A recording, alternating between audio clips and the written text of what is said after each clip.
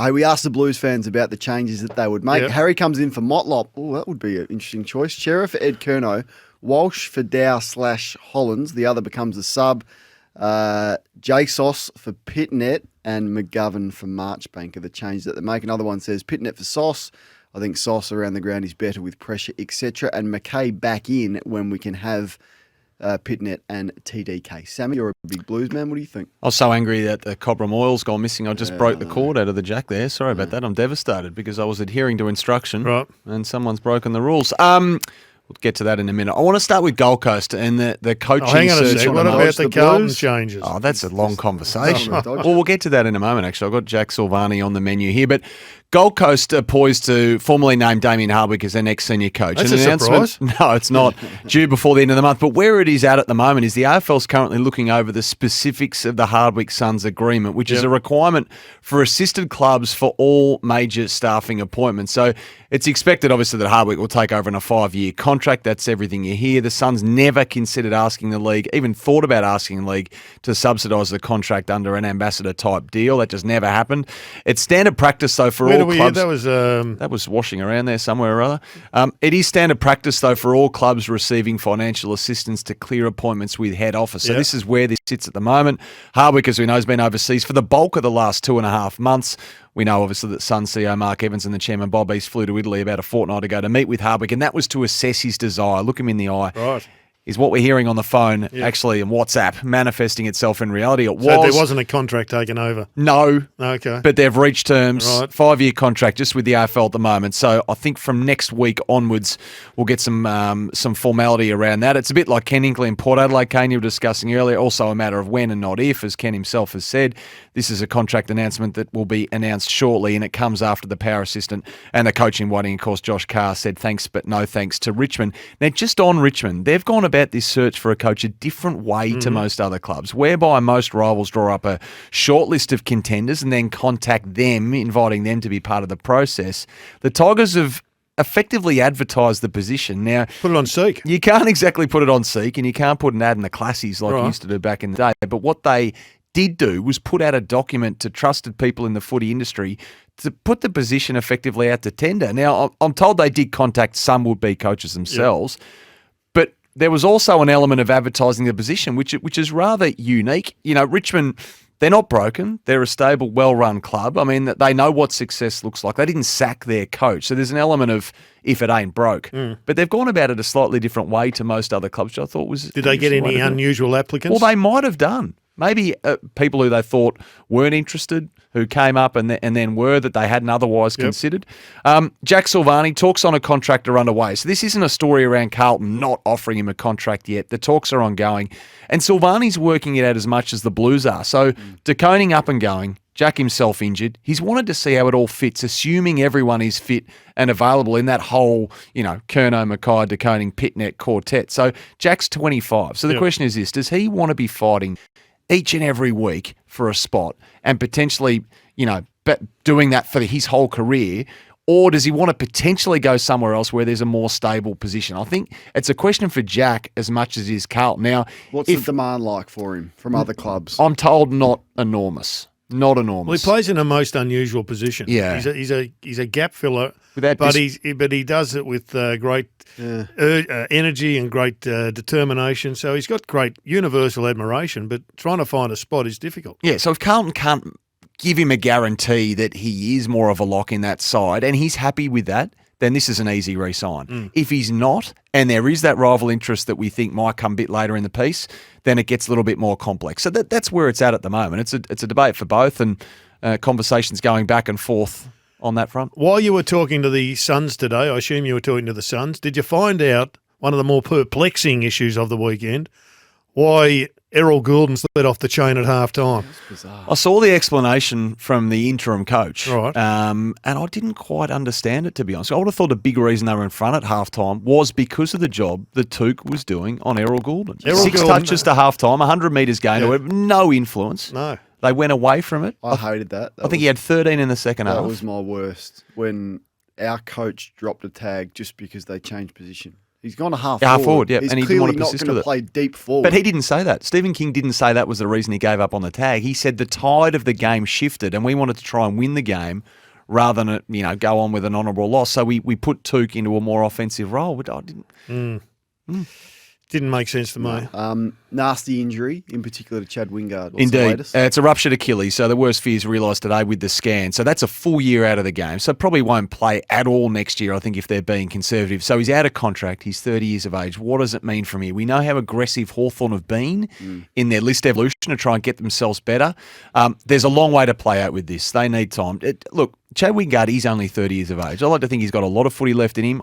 At this stage, I'd be surprised if Hawthorn moved him on. I think they will re-sign him, but there's a lot of water to go under the bridge before we get to that. Similar thing happened to a bloke. I was talking to a doctor about this today up in rugby league, and he came back after 12 months and played career best footy. Now, he wasn't 30, but Chad Wingard's last month has been superb. He's back to his best. Now, he's still got it left in him. I think they'll support him, and I think they'll keep him. It'll be on a reduced sum, obviously, but I think they'll keep him. I think they love him around the club. Good human, good person, all the things you need around the locker room. And while they have been, as I said, pretty bold in their almost shopping around to their senior players and decorated players historically, I'm not sure that's going to be the way this one plays out. Kevin Durant in the NBA ruptured his Achilles. He would have been 30 years of age at least when he did that, and he's returned pretty well as well. The NBA superstars. Luke Hodge is here, Sammy Edmund, Jared Healy, and we're happy to take a call or two from you on the Harcourts open line.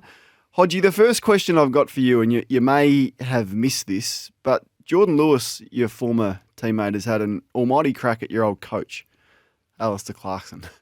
Has he really? He has. So, well, I think it's a... Didn't make the press up there in Brisbane. I think it's a fair whack, Hodgie. I'll just read it out to you, the last two paragraphs in Mark Robinson's article that went up online on Friday afternoon and was in the Saturday paper. This is a Lewis quote. I said when I left in 2016, Hawthorn might as well drop down the bottom of the ladder. They wasted 3 or 4 years trying to compete. They wasted it. Extraordinary. So, if Clarkson is the greatest coach ever, how come he couldn't get a team to finish above 13th in 3 of 4 seasons? What makes a good coach? I read that as he's saying... I guess the players made Clarkson success. How do you? Louis patting himself on the back. How do you read that quote? Look, there was a lot of people back then said, "Well, you might as well go and rebuild. If you got rid of Mitchell and Lewis, you need to start planning for the future." And Clarko and the coaches believed that the list was still good enough. You look at 2018, they finished 4th. So there was a lot of injuries. It took a little bit of time for Jager and Tommy and a few of the others. We had a lot of injuries as well. In 17, so it took a little bit of time, but the list was good enough to finish top 4th, and they went out in straight sets in 218. But yeah, if they had went through and rebuilt the list, they'd be in a different position right now. But you can't sit back and go half-half. Like they thought they were good enough to compete. Getting in Jager and Tommy, they thought that was going to be a replacement for Mitch and Louis, and it wasn't to be. So what would your advice to Richmond be, Hodgie? Because they've sort of gone along the same way. I know Kane has had it at the top of his... billboard hit lists for a period of time, but even right now, they've got Lynch out, so it's hard to sort of know where they're going to be, but he's post-30.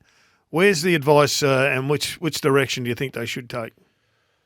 I think it's hard for Richmond just because they've given up their first pick this year. So to rebuild, you need to get blokes out to stock up the high draft picks with the crew that are coming through in the next few years. They've already given up their first, so they're behind the 8 ball, and they've picked up 2 players that they're committed to for the next 7 years. Yeah. So it's hard for them to do a backflip now and go through the rebuilding stage when the pawns that you need to use, they've sort of given a few of them away already. They're all in. They do look pedestrian through the midfield. That's what's noticed. Struck me in the last 2 weeks, particularly at Marvel. I think it's highlighted. And St Kilda made them look pedestrian. Yeah, it's a question of how much they were pedestrian because of psychological issues. The season essentially is over. Seemed to me they were all in as a club, as a team, as individuals in the Melbourne game.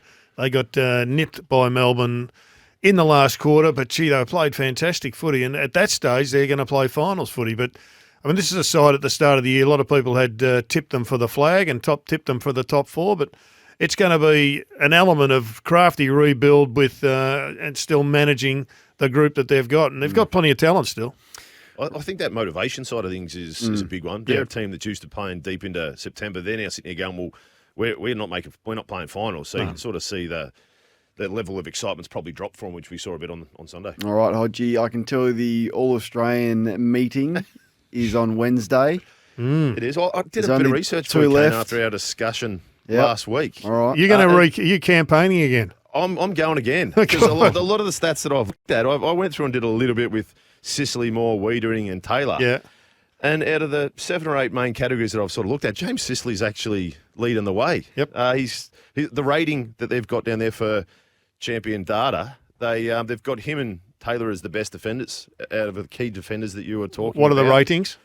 Ratings are 14. Yep. I think That's pretty good for a key 14's defender. Yeah. Yep, I Darcy Moore's don't know if 13. I don't know if I was disagreeing with you, Hodgie. I was just opening it up to other I was possibilities. just helping with your meeting, mate. So just so you don't have to do your work that you're a busy man. You're in Yes. the mornings. You're at Yep. night time. I know. I And need all the help look I can through- get. Look through a few of them. Disposal meters gained, contested possession, uncontested possession, score involvements. But he leads a lot, all those blokes and a lot of the defenders with compared to Moore, Wiedering and Taylor. So I was just wondering, are you still, after watching him over the weekend, and a couple of them had Moore's injured as well. Wiedering was solid. Taylor. No, I'm a fan. I'm a fan of Sicily. Don't worry about that. So we got Taylor, we got Moore, we got Harris Andrews, we got Wiedering, we got May, we got Lever, we got Tommy Stewart, we got Aaliyah in the mix. These are all the ones in the mix.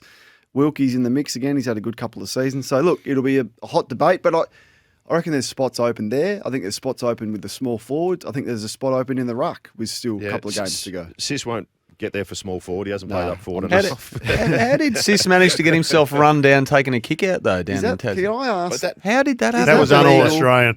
That can't be done. Yeah, Hodgie, is should that have taken legal? him back. No, the umpire's got to clear him out before he Yeah, can play. yeah. The umpire has to clear I out the agree player. with you. So It was an extraordinary We- situation. let's just leave the umpires for this weekend. I reckon we've spoken about them. Oh, wow. It wasn't the best weekend for umpiring. I think we can say that. There was a few very big mistakes on Friday night. That one was a clear mistake where they should let the play get out of the road. What about the throw at the opening bounce of the last quarter when the Bulldogs desperately need a goal? They win the clearance, hadn't been great, the clearance, and all of a sudden it was turned over on a non-throw. Yeah, and there was a couple the of bounce at the start of the third quarter. That pretty much. I think it was Collingwood got a goal straight. Scotty wasn't too happy with Yeah, that. But there's a couple- anyway, I'll stop campaigning, Yeah. Colleen. I just All thought I'll right. do a little bit of research after you weren't feeling a lot about James Sicily last week, and clearly he's got to be in your back six with the notes that I'm looking I'm at. just not giving anything away. That's what I'm doing. That's unlike you. I'm open to all suggestions. The Western Bulldogs. I mean, they suck you in the dogs. Last week, we were thinking, have they turned the corner after the first quarter against the Tigers, and then they produce this again? What's the solution other than to review everything at the end of the year, Hodgie? Look, I had high hopes for the Bulldogs. Mm.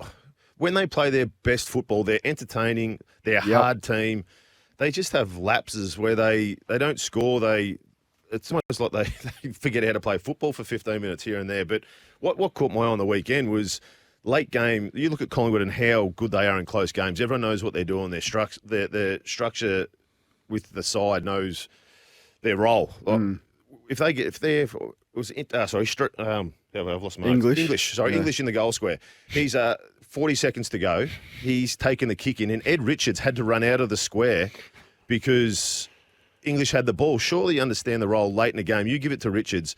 That's what his job's there. And if you look, there was a tall on the mark, so Richards could have got around him, could probably taken 30, 40 metres, go long up the middle. It's confusing. They're either panicking or they don't know what to do in a pressure situation because they've been in front a lot this year and they've ended up losing games. Yeah, it was bizarre. And They were out-hunted, though. I mean, they were given a lesson in hunting the ball, and Libba was off the ground with concussion, but even still, Libba had only had a couple of possessions because the ice block was put onto him. It was really good coaching. I think they worked out that this guy is one of their starters, so restrict him from getting the ball. And I think the other thing that people forget is Aaron Norton took 3 of the great marks of the weekend and didn't kick a goal, and that hurt them. And when you end up losing a game by a kick or so, and you've had your key forward not kick goals when they should kick goals, it does really knock you around. Yeah, the record between Norton and Ugle-Hagan away from Marvel is alarming as well. That will be highlighted. And to your point, Hodgie, on what they're not doing in close games and not on the same page. They lost to Port Adelaide by 14. They lost to the Suns by 7. They lost to Collingwood by 12, Sydney by 2, GWS by 5 and Hawthorn by 3. So that points to the fact that they're not getting it done in those tight scenarios in red time. if we look back at West Coast last week when they didn't put someone behind the ball, the simple little things that you do in late games to help you do a 50-50 play, put it into your advantage, they are either not training it or they're just the players can't handle the pressure in that situation. To be losing so many close games, surely you're spending you spend that much work at training on the last 3 minutes up or down and understanding what your role is, because when you lose that many in a row in one season and they're just hanging on into the 8, it can be costly for them. All right, Josh Dacos is coming off 38, and this game against Brisbane shapes as an absolute ripper. What should the Lions do with him? Mate, well, they don't do what Geelong did, though. It was like he had COVID. No one wanted to go near him. He had 37 touches. If you look at what he did the week before, he had 19 the week before against Hawthorn.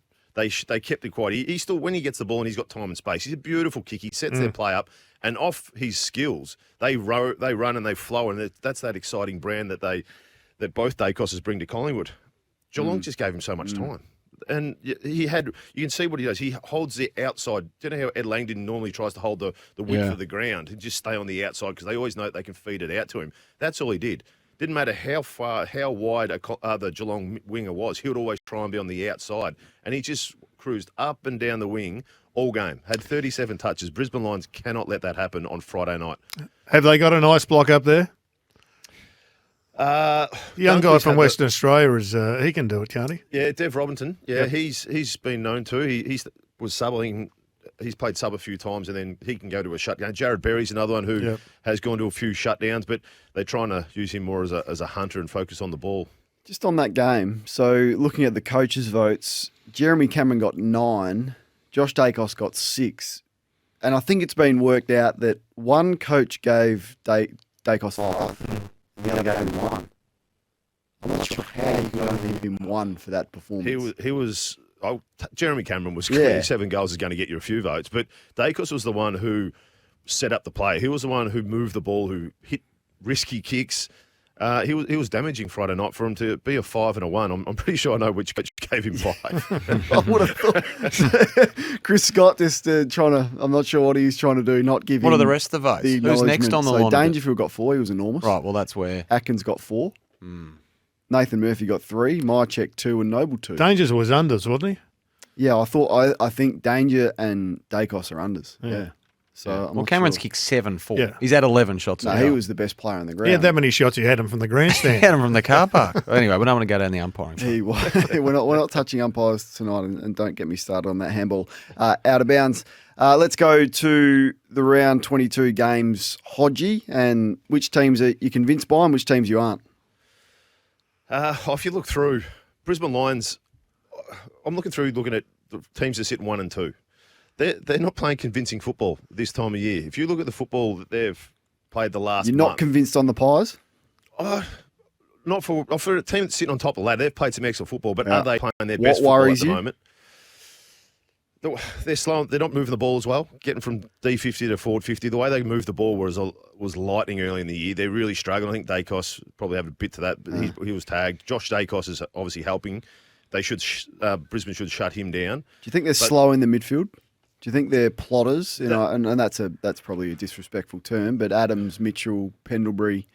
It is one speed. Yeah. Nick was the one in there who was really lifted the work rate and the speed in through there. And that was shown on Friday night. Dangerfield looked powerful. A lot of it was said because he was next to Scotty Pendlebury, but I'll give him a bit of a break. He's had a long season, Scotty. But Is it they time did to look put Jack one Chris pace. back in there? Yeah. Well, he gives them that grunt as well. He gives them the give, go, run on to the next He's quick. contest. He's a workhorse. DeGoey, I thought, would be given a little bit more, but at this time of year, he's power bursting from a stoppage as well. And that Geelong got him through the middle. Like their stoppage work was excellent, Geelong. And that's where they're coming up against a team in the Brisbane Lions Friday night who are very good at stoppages as well. But for a team that's sitting 1 and 2, you sit back and go, their form over the last month hasn't been great. I just wonder whether, and this is a little bit radical, so bear with me, I wonder if in time Isaac Quaynor ends up as a midfielder. So I look at what Will Day has done at Hawthorn, started across half-back, excellent interceptor. I look at what Hayden Young has done at Fremantle, started across half-back, excellent interceptor. Will Powell is the same at Gold Coast when he's fit. I think he can do that. So I think he has the attributes to do what Will Day has done and go inside and play on ball, give them some speed. I think he's tough enough to go in there. Now, it would be a bit radical to do it now with how settled he is and how good he's been one-on-one behind the ball. But there's one, I think, in time can inject something into that midfield perhaps when Pendlebury leaves and goes past. You think the Blues are the best team in it, do you? Oh, if you're looking at the form, I wouldn't say the best team, but their form of the last 6, 7, 8 weeks. If you look back to them mid-year when the bye was around, they'd lost 7 out of 8 games, and everyone's sitting there going, "What's he doing? What's Voss doing?" The club were really good. They had faith in him. They kept him. They've tweaked how they've moved the ball. They're a bit more precise moving forward, and it's worked. The small forward line has worked with Curnow down there, and obviously the resting ruck. But you're looking at the form line; they've been excellent. Came up against a really good Melbourne team. And pipped them on the weekend as well. But ultimately, it's the ball movement and all of that stuff is secondary to the attack on the ball and the pressure. Yep. It's at a level that they're tough. They're tough. Yeah. They're resilient. They're manic, and it doesn't appear to be that, I guess, impactful. Who's in there? They've all just bought into the one thing. I spoke about Paddy Dow earlier, Hodgie. I think you may have been listening, but the changes and I guess the development of that young bloke, and there's 2 or 3 of the small forwards that have bought in as well. Jack Martin is also bought in. He's playing the most aggressive footy I've seen him play. I mean, it's club wide right now. Well, you look at Paddy Dow. I think the tough thing for Paddy is he's an inside midfielder. Like he's not when he was playing such good football throughout his 6 years he's been at Carlton was they played him at VFL in the midfield. He was the big midfielder, the strong. Bulky bloke who get in there, get the contested possession. When he's come up to senior football, they've played him on a half-forward line because he's battling with Cripps and these other guys who's never going to take their spot. Now they're giving him a bit more of a go inside. In his first 67 games for Carlton, he'd got over 20 touches 10 times, and he's had 3 of the last 4 weeks where he's got over 20. So the impact and the confidence that he's getting from playing more and more football, and at least they're putting him in the guts, it's been a noticeable difference. Sammy, what happens with him in his future? He has to be a win-win for him to leave, wouldn't it? I would have thought so. Walsh is young, Chera's young. And I can't see him keeping his spot in the 22 when those guys come back. So when Chera comes, he's playing Chera minutes at the moment. So Chera's going to come back maybe this week. Walsh is going to come back maybe this week. Kennedy's definitely in their best 23. He comes back in as well. So I can't see how he might get the sub role going forward, which he would deserve. But I think I'm with you. It's a win-win. What's the market? I asked you about the market for Silvani. What do you think the market would be like? I think the last few weeks wouldn't have done him any harm at all. And maybe that's a win for Carlton as well. There's more trade currency back the other way. I just think he's put his hand up. This is just the nature of the wild, isn't it? In the AFL, But isn't the nature of the game that you need depth? You need a depth. You need a second string. If he's willing to stay for depth after already playing his first 4 years of his career. No, I don't mean depth out of the side. I mean in and out. In and out. You're part of the rotation. Well, if he's happy with that, it comes down to cash. It's a bit like the Jack Silvani conversation we were happening earlier. If the player's happy enough with that, but I wouldn't. If I'm Paddy Dow, I'm willing to do that for a time. But my next contract at 22 years of age, on pick 2 in the draft, I'm thinking, I want to get more out of my career. I'm not in it for a long time. So what is he on the open market, and what would he be at Carlton? In terms of cash? Yeah. Well, I don't think cash is necessarily the only factor. No, it's not the only, but give me the ballpark. He wouldn't even be on a guarantee. No. It would be a base payment with match payments, wouldn't it? So he's already signed a second. He would have already signed a. You're getting me on the hop here, but that might have been his 3rd contract he's on at the moment. 6th season. So, look, 4, 5 on the open market. Yeah, I think that would be fair. No, I don't think it'll come down to cash for him. He's a young bloke. He just wants opportunity. You can do this role. But what's he played? He's played almost 70 games, just over 70 games. He can do this for so long. He wants to play week in, week out, senior football. The cash stuff comes into it if you're playing a lot of football anyway. He wants to go somewhere where he can get an opportunity to play, follow his dream and play week in, week out, AFL standard football, rather than going VFL dominating, coming up, playing on a half-forward line, not getting your true position because the bloke who's in your true position's got a Brownlow medal. So that's not going to change anytime soon. So I'll be looking for him to go somewhere where he knows that he's going to be the front person to help with contested possession. We've had a few reassert themselves late in the piece over at the Crows. One of the crowd, Matt Crouch, he's reasserted himself, and if he's on the mark, on the march, well, then there's 2 inside mids available. I wonder if the Paddy Dow trade, a good example is Blake Acres, like in terms of the speculation that he was about $350 per season to go from Freo to the Blues with a bit more guarantee. I think it was a 3-year deal. Seems about the right value for Paddy He's actually Dow. been in a It's been good. in a purple patch too, hasn't he? been really good year last year, and probably second half better than first half this year. Important recruit for them. It will be fascinating how they reintegrate some of these bigger names. So Harry Mackay, how do they? I think he's the most peculiar one for mine. What they do with it, what it means for Pitnet and De Koning at the same time, what it means for Silvani as well, how he reintegrates Harry Mackay when the time comes. I think one of the other really interesting things about this season, Hodgie, is the runs that these sides have been going on, and yet all of a sudden, as the Giants showed, as Port Adelaide showed, they come to an end, and it's a question of how long it takes you to come out of that slump, out of that psychological up, into the down, and then hopefully, if you're playing finals, get an opportunity. Last year, Geelong won 16 straight, so it's possible to do it, but they were clearly the best side in the competition. But the Blues have got to keep on winning. Swans have got to keep on winning. Crows have had a slump, but they're playing some pretty good footy. Port Giants. Adelaide have certainly got to win, and the Giants have had their down game. How quickly can they come out of it? Yeah, well, I think that's the hardest thing if you're playing your best footy throughout the year is trying to time it, because as soon as people take notice of you playing great football, as Melbourne did it last year, they got to round 10 and everyone's thinking, Melbourne's not going to lose a game, no one can get close to them. And then teams tried things against them and it ended up working, and then everyone did the same thing, and Melbourne go out in straight sets. With Carlton, in their position, they needed to. They needed to change a few things, and they're playing some quality football, but teams are going to start to focus on them. They're going to start to scout them a lot harder. They're going to start to try things in the next couple games to see what will work to beat them, because clearly over the last 6 or 7 weeks, no one's been able to.